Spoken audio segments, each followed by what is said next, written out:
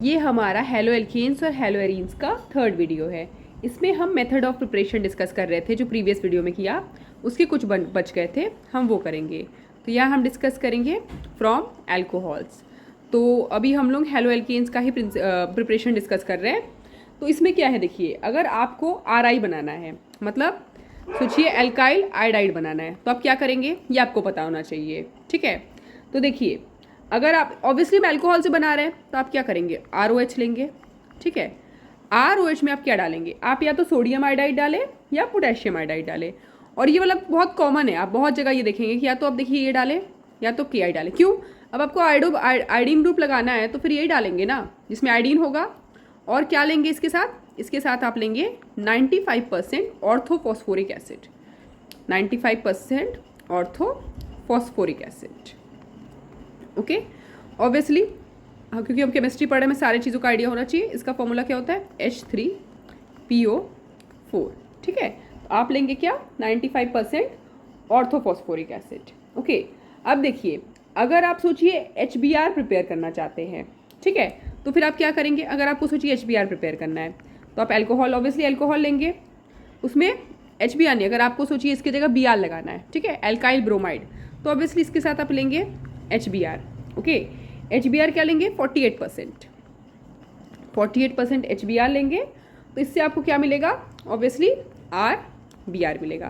तो ये चीज़ें आपको ध्यान में रखना है। इसके अलावा एक और तरीका है, मतलब ये RI या फिर RBr प्रिपेयर करने का एक और तरीका है, वो क्या है, ये हमने प्रीवियस वीडियो में भी डिस्कस किया है।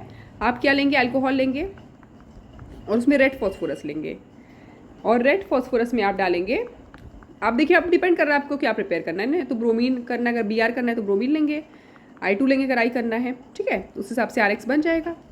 ठीक है, तो ये हमारा जो प्रिपरेशन है ये फ्रॉम एल्कोहल है। ठीक है, अब हम इसके बाद देखेंगे फ्रॉम हाइड्रोकार्बन्स। ओके, मतलब कि क्या, कि हाइड्रोकार्बन्स में से हम कैसे प्रिपेयर कर सकते हैं। ओके, तो चलिए देख, तो हम प्रिपेयर अब करेंगे फ्रॉम हाइड्रोकार्बन्स। ओके, हाइड्रोकार्बन से हम कैसे प्रिपेयर करेंगे। ओके, तो इसमें आप ऑब्वियसली हम NCERT की तरफ प्रोसीड कर रहे हैं। हम देखेंगे इसमें by free radical halogenation. Okay, by free radical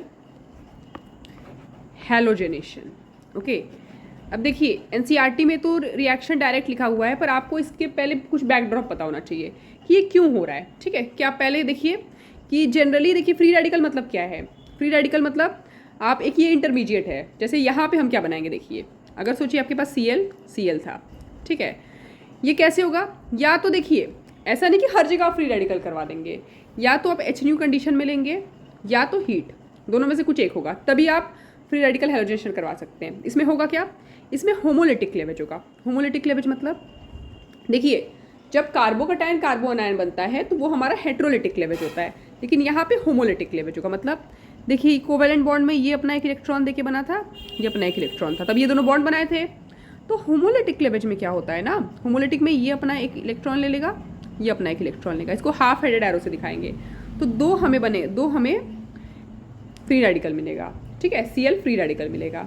ठीक है, तो ये क्या करेगा ना, फिर ये आपका प्रोडक्ट बनाने में मदद करेगा। अब होगा क्या, देखिए ऑब्वियसली आपको देखिए कैच क्या है, आपको ध्यान रखना है, या तो HNU होगा मतलब लाइट, या तो हीट। और ये क्यों हो रहा है, अब देखिए यार, क्लोरीन के पास लोन पेयर है, ठीक है, इस क्लोरीन के पास भी लोन पेयर है, इसकी वजह से वैसे भी इसमें बड़ा रिपल्शन था, तो हमने लाइट या हीट दिया तो ये क्या हुआ, टूट के फ्री रेडिकल बन गया। अब इसका रिएक्शन कैसे होगा ये आपको देखना है। ठीक है, तो चलिए अगर हमको सबस्ट्रेट लिख देते तो हम इसे ओपन करके लिखते हैं ताकि आपको अच्छे से समझ में आए। CH, ठीक है, CH, इसके लिए देखिए आपको आइसोमराइजेशन का थोड़ा सा आइडिया होना चाहिए, आइसोमर ताकि आपको बनाना आना चाहिए थोड़ा बहुत कि आइसोमर कैसे बनाते हैं। ओके, नहीं तो फिर आपको बस कन्फ्यूजन होगा, ऐसा नहीं, आप अभी भी सीख सकते हैं। ठीक है, अब देखिए अगर हमने यहाँ पे Cl2 लिया, ठीक है, और UV लाइट, ये भी ले सकते हैं आप, या तो आप हीट करें, तो होगा क्या, देखिए अब ये देख के तो आप समझ गए, हमने आपको पहले ही बताया, ये देख के आप क्या समझ गए, ये देख के आप समझ गए कि फ्री रेडिकल बनेगा। तो यहाँ से क्या बना, ये जो है यहाँ से क्लोरीन फ्री रेडिकल बना, तो ये करेगा क्या, अब देखिए ये क्या करेगा ना, ये जो हाइड्रोजन है इसको हटा के मतलब उसकी जगह जुड़ जाएगा, ठीक है। तो कहाँ कहाँ जुड़ने का पॉसिबिलिटी है ये आपको देखना आना चाहिए, सबसे पहली बात है ओके, कि यहाँ पे कहाँ कहाँ जुड़ने का पॉसिबिलिटी है। तो सबसे पहले इसके लिए आप देखिए, अगर हम यहाँ पे सोचिए प्लेन पास करें, सोचिए यहाँ पे कोई प्लेन दे रहे हैं ना, तो ये कार्बन अलग है और ये कार्बन अलग है, लेकिन इसके अलावा ये और ये देखिए, ये वाला कार्बन इस कार्बन की तरह है। आप प्लेन देखिए ना, ये हम प्लेन पास किए हैं, तो प्लेन में क्या है, ये वाला कार्बन जो है, जो ये वाला है, सोचिए इसे कार्बन 1 बोल रहे हैं, इसे कार्बन 2 बोल रहे हैं, इसे कार्बन 3 बोल रहे हैं, कार्बन 4 बोल रहे हैं। तो कार्बन 1 जो है कार्बन 3 की तरह है, कार्बन 2 कार्बन 4 की तरह, क्योंकि ये प्लेन में देखिए प्लेन से दिख रहे हैं, ठीक है, ये इसकी तरह है। तो इसका मतलब यहाँ पे 2 ही कार्बन है जो डिफरेंट है, ठीक है, क्योंकि 2 उनसे सेम है। आप समझ रहे हैं ना, ये वाला कार्बन और ये वाला कार्बन, बस 2 ही अलग है। इसका मतलब ये जो फ्री रेडिकल यहाँ पे क्लोरीन ऐड होगा, ये इन दोनों में ही बनेगा। अब देखिए, अगर इसमें बना, आप खुद सोचिए ना, अगर हम सोचिए 2 में करवा रहे हैं, अगर 2 में अगर H की जगह Cl लगा रहे हैं या 4 में लगा रहे हैं, तो वही बात हो जाएगी ना। अब 2 में लगाए तो फिर इसको 1 नंबर देंगे, अगर 4 में लगाए तो इसको 1 देंगे, 1 में लगाए तो इसको 2 नंबर देंगे, और अगर 3 में लगाए तो इसको 2 नंबर देंगे। तो वही बात है ना, हम ये समझाना चाहते हैं। तो बस इसके बाद क्या है, इसके बाद यहाँ से ये H हटेगा और उसकी जगह Cl लग जाएगा, बस यही होना है। तो आप देख सकते हैं क्या होगा, आप देखिए होगा क्या यहाँ पे, जब हमने ये डाला, ये देखिए Cl फ्री रेडिकल तो बना। अब क्या होगा देखिए, इसकी वजह से यहाँ पे जो ये वाला बॉन्ड है ये से होमोलिटिकली क्लिप करेगा, ठीक है। तो इससे क्या हुआ, एक तो आपका H फ्री रेडिकल बना, ठीक है। तो यहाँ पे तो देखिए 2 फ्री रेडिकल बना था ना, तो वो क्या करेगा, Cl फ्री रेडिकल के साथ कंबाइन करके HCl बनाएगा, ठीक है। इसके अलावा ये तो कंपाउंड है, इस कंपाउंड में आप देखिए क्या होगा। आप सोचिए यहाँ है, तो हमने ये देखिए ये H तो फ्री रेडिकल, तो इस कार्बन में भी तो फ्री रेडिकल बनेगा, ये एक H है, ये H है, यहाँ एक फ्री रेडिकल बना, ठीक है। फिर इसको बाकी हम ऐसे लिख दे रहे हैं CH2 CH3, ठीक है। तो ये जो फ्री रेडिकल है, ये एक दूसरा देखिए 2 Cl बना था ना, दूसरे वाले Cl के साथ कंबाइन करके बॉन्ड बना लेगा, ये बॉन्ड बन जाएगा, ठीक है। यहाँ पे Cl जुड़ जाएगा, तो प्रोडक्ट क्या बनेगा ये अभी हम आपको दिखाते हैं, ठीक है, कि एज अ रिजल्ट आपको प्रोडक्ट क्या मिलेगा, ओके। तो देखिए इससे, इसको करने से क्या हुआ कि अगर हमने सोचिए ऐसे लिखा था C H H H C H H C H H C H H H, ठीक है, वही H न्यू या हीट, ठीक है, Cl2। तो आप इससे हम यही समझ गए, आपकी 2 Cl मिला। तो देखिए 2 जगह सबसे होगा, एक तो देखिए फ्री रेडिकल यहाँ पे हो सकता है, एक यहाँ पे हो सकता है। तो इससे करने से क्या होगा ना, 2 प्रोडक्ट बन सकता है, क्योंकि आप वही समझ गए ना, ये प्लेन है, तो ये वाली बात तो ये तो इसकी तरह है ना, ये तो जो वही है जो ये होगा, और ये वही है जो ये होगा, तो 2 जगह बनाएंगे, तो प्रोडक्ट क्या बनेगा, प्रोडक्ट बनेगा CH3 CH2 CH2 CH2 Cl plus CH3 CH2 CH Cl और CH3। मतलब क्या हुआ, एक बार हम, आप देखिए इसको बोलिए या इसको बोलिए, वही बात है ना। अगर हम सोचिए इसको यहाँ पे Cl लगा दिए तो ये वाला प्रोडक्ट बन जाएगा, ठीक है। यहाँ पे अगर इसको हटा के Cl लगा दिए तो ये वाला प्रोडक्ट बनेगा, और अगर हम सोचिए Cl यहाँ पे हटा के लगा दिए तो ये वाला प्रोडक्ट बनेगा। तो कहने का मतलब है कि हमारे दोनों प्रोडक्ट इससे बन गए, ओके। तो ये एक मेथड है हाइड्रोकार्बन से प्रिपेयर करने का। सो अब हम नेक्स्ट मेथड देखते हैं, मतलब ऑब्वियसली अभी भी हम लोग यही वाला मतलब कंटिन्यू करेंगे, ठीक है। इस मेथड में हम लोग क्या करेंगे, इलेक्ट्रोफिलिक सब्स्टिट्यूशन से प्रिपेयर करेंगे, मतलब एराइल क्लोराइड या ब्रोमाइड प्रिपेयर करेंगे इलेक्ट्रोफिलिक सब्स्टिट्यूशन से, ओके, बाय इलेक्ट्रोफिलिक। देखिए पीछे वाले तक हमने एल्काइल ग्रुप्स प्रिपेयर किए, एल्काइल हैलाइड्स प्रिपेयर किए, अब हम इस वाले में एराइल करेंगे, ठीक है, इलेक्ट्रोफिलिक सब्स्टिट्यूशन, ओके। तो ये तो हमने वैसे भी क्लास 11th में भी पढ़ा होता है, तो ये हमें बहुत आइडिया होता है इसका। इलेक्ट्रोफिलिक सब्स्टिट्यूशन मतलब नाम समझना होगा, इलेक्ट्रोफाइल यहाँ पे अटैक करेगा, मतलब जो अटैकिंग स्पीशीज़ है वो इलेक्ट्रोफाइल आएगा, ठीक है। सब्स्टिट्यूट मतलब कुछ अगर आएगा तो कुछ ज़रूर जाएगा, ठीक है, इस तरह का सब्स्टिट्यूशन होगा, ठीक है, इलेक्ट्रोफिलिक सब्स्टिट्यूशन होगा। अब देखिए क्या होगा, अगर हम सोचिए टॉल्वीन ले ले, अगर हम सोचिए टॉल्वीन ले ले, ये आपका टॉल्वीन है, टॉलवीन में अगर आप सोचिए हैलोजन ऐड करें, ठीक है। अब ये हैलोजन जनरली देखिए ये हैलोजन जनरली हमारा क्लोराइड और ब्रोमाइड होता है। आपने पहले भी देखा है क्लोराइड और ब्रोमाइड। फ्लोरो कंपाउंड को देखिए हम लोग यहाँ से नहीं प्रिपेयर करते। क्यों? क्योंकि फ्लोरीन जो है ना बहुत ज़्यादा रिएक्टिव होता है, तो उसको कंट्रोल कर पाना मुश्किल होगा। तो यहाँ जनरली जो हम लोग ये लेते हैं X = ये हम क्लोरीन लेते हैं या फिर ब्रोमीन लेते हैं। अब होगा क्या, आपको देखिए, आपको ये ध्यान में रखना है आयरन। आयरन क्यों?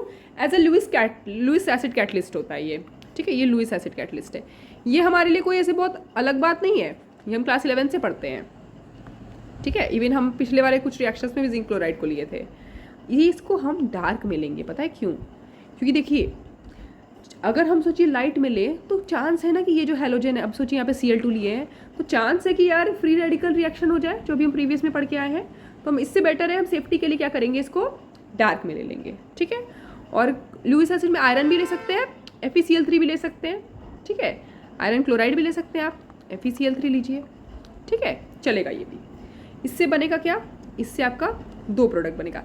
ये भी हमें पता होता है कि ये देखिए ये वाला जो ग्रुप है, मतलब मिथाइल ग्रुप क्या है, ये ऑर्थो पैरा डायरेक्टिंग होता है, ये ऑर्थो पैरा डायरेक्टिंग होता है, ठीक है। मतलब आने वाले को, हमने ये ऑर्थो पैरा डायरेक्टिंग पूरा पढ़ाया हुआ है चैनल पे। ऑर्थो पैरा मतलब आने वाले को, मतलब ये है कि देखिए जो पहले होता है वही डिसाइड करता है कि आने वाले कहाँ जाएंगे। तो जो भी आने वाला होगा ना उसको ये ऑर्थो या पैरा पे देगा। तो इसके चलते हमारा 2 प्रोडक्ट बनेगा। देखिए मिथाइल तो अपना रहेगा वहाँ पे जहाँ है, ठीक है, पर 2 प्रोडक्ट बनाएगा ये। एक में देखिए मिथाइल आपका सोचिए ऑर्थो पे जाएगा, अरे ऑर्थो पे जाएगा X आपका क्लोरीन या ब्रोमीन, और एक में आप सोचिए ये पैरा पे जाएगा, ठीक है। आपको इसका नाम पता होना चाहिए, इसे हम लोग बोलेंगे पैरा। हेलो बोल रहे हैं क्योंकि हमको पता नहीं ना, क्लोरोब्रोमो कुछ भी लगा सकते हैं। हेलो टॉलवीन, और ये हमारा हो गया ऑर्थो हेलो टॉलवीन, ठीक है। अब आपको देखिए अभी अब आगे पढ़ेंगे आप प्रॉपर्टीज, जब हम पढ़ेंगे तो आप देखेंगे ना इसका मेल्टिंग पॉइंट अलग होता है और इसका melting point high melting point होता है। क्यों? क्योंकि देखिए ये सिमेट्रिकल होता है, आप देख रहे हैं। इसकी वजह से क्या होगा ना, आप देखेंगे आगे जब हम पढ़ेंगे इसके सिमेट्री। अब कैसे आप बोल रहे हैं कि सिमेट्री, देखिए अगर आप ये देखिए इतना सिमेट्रिकल नहीं है, ये सिमेट्रिक है। तो अगर आप सोचिए, हम सोचिए ऐसे दिखा रहे हैं, अगर आपको सोचिए इस तरह से, 1 मिनट, ठीक है। अगर हम आपको ऐसे दिखा रहे हैं सोचिए, ठीक है, तो आप देखेंगे ना कि ये सिमेट्रिक होता है। कैसे? आप देखेंगे कि अगर हम सोचिए पैकिंग कर रहे हैं, क्रिस्टल लैटिस में पैकिंग कर रहे हैं, तो ये देखिए अगर ये इस तरह का है तो पैकिंग करने में आसानी हो जाएगा ना। तो हम ये आपको बस दिखाने की कोशिश कर रहे हैं कि इसके सिमेट्री की वजह से पैकिंग करना आसान होगा अगर ये वाला ऐसे ग्रुप है। इसलिए हम इससे बोलते हैं इसीलिए इसका मेल्टिंग पॉइंट हाई होता है इससे कंपैरिजन में। तो ऑब्वियसली अगर दो बना है, एक का मेल्टिंग पॉइंट ज़्यादा है, एक का कम है, तो इसको सेपरेट करना आसान है ना, क्योंकि लार्ज डिफरेंस है मेल्टिंग पॉइंट में, तो ईजी टू सेपरेट है, ठीक है। इसलिए ये आपका क्या है, ईजी टू सेपरेट है। ओके, ये बात आपको बहुत ध्यान में रखना है कि इसको सेपरेट करना बहुत ईजी हो जाता है। ओके, अब देखिए बात क्या है कि हमने ये तो बोल दिया कि फ्लोरो कंपाउंड नहीं बनाते इससे। क्यों? क्योंकि फ्लोरीन बहुत रिएक्टिव है, आपको पता है, हम पहले भी डिस्कस